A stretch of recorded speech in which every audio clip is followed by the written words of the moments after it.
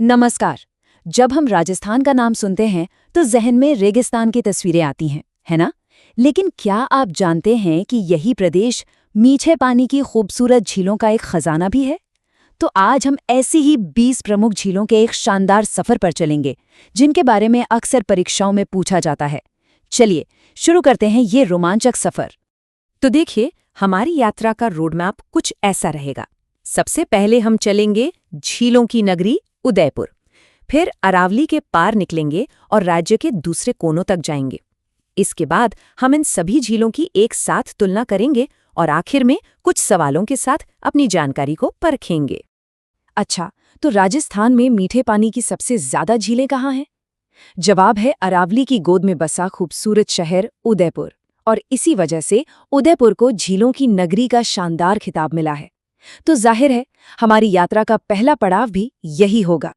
तो चलिए, बिना किसी देरी के सीधे उदयपुर की उन शानदार झीलों में गोता लगाते हैं जो इस शहर को इसकी असली पहचान देती हैं।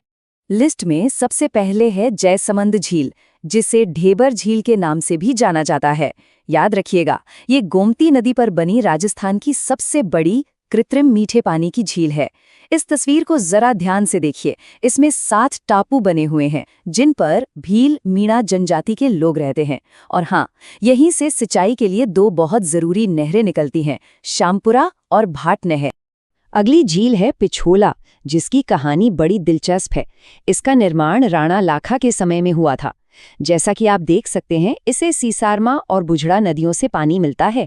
लेकिन ये झील दुनिया भर में मशहूर है अपने 2 शानदार टापुओं की वजह से, जग मंदिर और जग निवास, जो आज एक world famous hotel lake palace बन चुका है। उदयपुर का वाटर मैनेजमेंट सिस्टम तो वाकई कमाल का है। यहाँ देखिए, फतेह सागर, रंग सागर और दूध तलाई जैसी झीलें एक दूसरे से जुड़ी हुई हैं, जो एक बेहतरीन सिस्टम बनाती हैं। और फतेह सागर तो और भी ज्यादा खास है। क्यों? क्योंकि इसके बीचों बीच नेहरू उद्यान है और यहीं पर भारत की पहली सौर वेधशाला भी स्थापित की गई थी। उदयपुर की झीलों की लिस्ट में बड़ी झील और उदयसागर झील भी शामिल हैं। बड़ी झील एक कंजर्वेशन रिजर्व है जो महासीर मछली के लिए बहुत प्रसिद्ध है। और उदयसागर के बारे में एक इंटरेस्टिंग फैक्ट ये है कि आयड़ नदी इसमें गिरने से पहले आयड़ कहलाती है और इससे निकलने के बाद बेड़च नदी बन जाती है ना कमाल की बात? तो उदयपुर तो हमने घूम लिया। अब उदयपुर से थोड़ा आगे बढ़कर अरावली के पार चलते हैं। सबसे पहले माउंट आबू और राजसमंद की झीलों पर नजर डालते हैं। ये है माउंट आबू की नक्की झील। ये राजस्थान की सबसे ऊंची और सबसे गहरी झील है और इसके बारे में एक मान्यता है कि इसे देवताओं ने अपने नाखूनों से खोदा था। सोचिए, यहाँ टॉड रॉक जैसी अनोखी चट्टानें भी हैं और ये गरासिया जनजाति का एक बहुत ही पवित्र तीर्थ स्थल भी है। अब आते हैं ऐतिहासिक राजसमंद झील पर। देखिए, ये सिर्फ एक झील नहीं है, बल्कि राजस्थान का पहला अकाल राहत कार्य था। इसके किनारे पर घेवर माता का मंदिर है और जो सबसे खास चीज है वो है 9 चौकी पाल। यहीं पर 25 बड़ी बड़ी शिलाओं पर प्रसिद्ध राज प्रशस्ति खुदी हुई है। चलिए, अब हम राजस्थान के दिल में चलते हैं और बात करते हैं अजमेर और जयपुर की ऐतिहासिक और पवित्र झीलों की। और अब हम पहुंच गए हैं पुष्कर झील, जिसे तीर्थ राज कहा जाता है, यानी सभी तीर्थों का राजा। यहीं पर दुनिया का एकमात्र प्रसिद्ध ब्रह्मा जी का मंदिर है और इसके किनारे बने 52 घाटों पर श्रद्धालु पवित्र डुबकी लगाते हैं। ये एक बेहद पवित्र स्थान है। अजमेर में ही 2 और महत्वपूर्ण झीलें हैं। पहली है आना सागर, जिसे अर्णोराज चौहान ने बनवाया था और जिसके किनारे जहांगीर ने खूबसूरत बाग बनवाए थे। दूसरी है फॉय सागर, जिसे एक अंग्रेज इंजीनियर मिस्टर फॉय ने अकाल राहत के काम के लिए बनवाया था। ये राज्य की दूसरी अकाल राहत झील है। अच्छा, अब जयपुर की ओर देखें तो यहाँ मानसागर झील के ठीक बीच में खूबसूरत जल महल तैरता हुआ नजर आता है। हालांकि दुख की बात यह है कि ये राज्य की सबसे प्रदूषित झीलों में से एक है। और यहीं पास में आमेर के किले के ठीक नीचे माउठा झील है, जो पूरी तरह से बारिश के पानी पर निर्भर करती है। हमारा सफर अभी जारी है। चलिए, अब अपनी यात्रा को और आगे बढ़ाते हैं और राजस्थान के अलग अलग कोनों जैसे अलवर और बीकानेर में फैली बाकी की महत्वपूर्ण झीलों को देखते हैं। यहाँ 2 बेहद खास झीलें हैं, पहली अलवर में सिलीसेड, ये इतनी ज्यादा खूबसूरत है कि इसे राजस्थान का नंदन कानन कहते हैं। और दूसरी है जोधपुर में कायलाना झील। ये इसलिए बहुत जरूरी है क्योंकि ये IGNP लिफ्ट नहर से जुड़ने वाली पहली झील है और इसी से जोधपुर शहर को पीने का पानी सप्लाई होता है। अब बीकानेर चलें तो यहाँ कोलायत झील है जो कपिल मुनि का पवित्र स्थल है।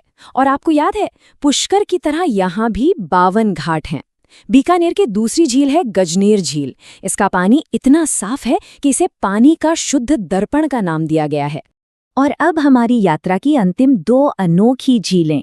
12 की रामगढ़ झील तो बहुत ही खास है, पता है क्यों?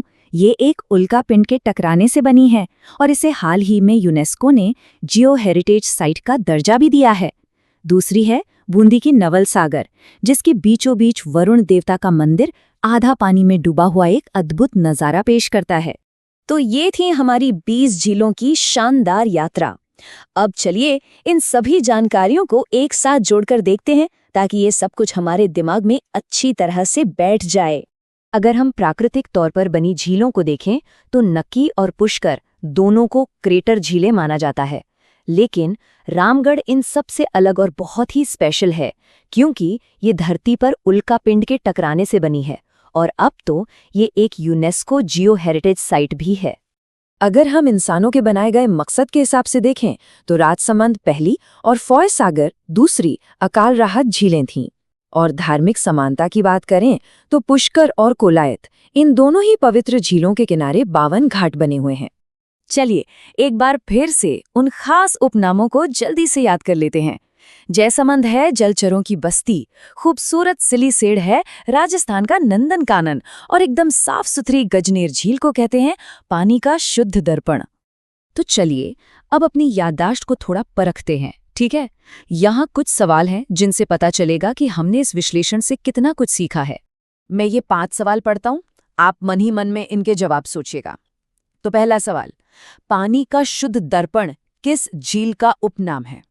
दूसरा सवाल, हाल ही में किस झील को यूनेस्को जियो हेरिटेज साइट का दर्जा दिया गया है?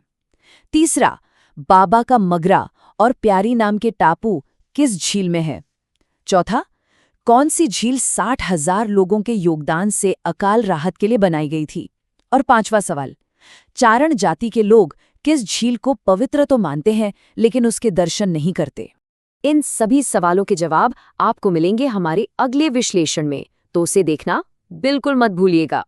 राजस्थान की झीलों का ये शानदार सफर यहीं खत्म होता है। ये झीलें सिर्फ पानी का स्रोत नहीं है, बल्कि ये राजस्थान के गौरवशाली इतिहास, संस्कृति और लोगों के दृढ़ संकल्प की जीती जागती कहानियां हैं। ऐसी ही और भी ज्ञानवर्धक जानकारियों के लिए हमारे साथ बने रहें। बहुत बहुत धन्यवाद।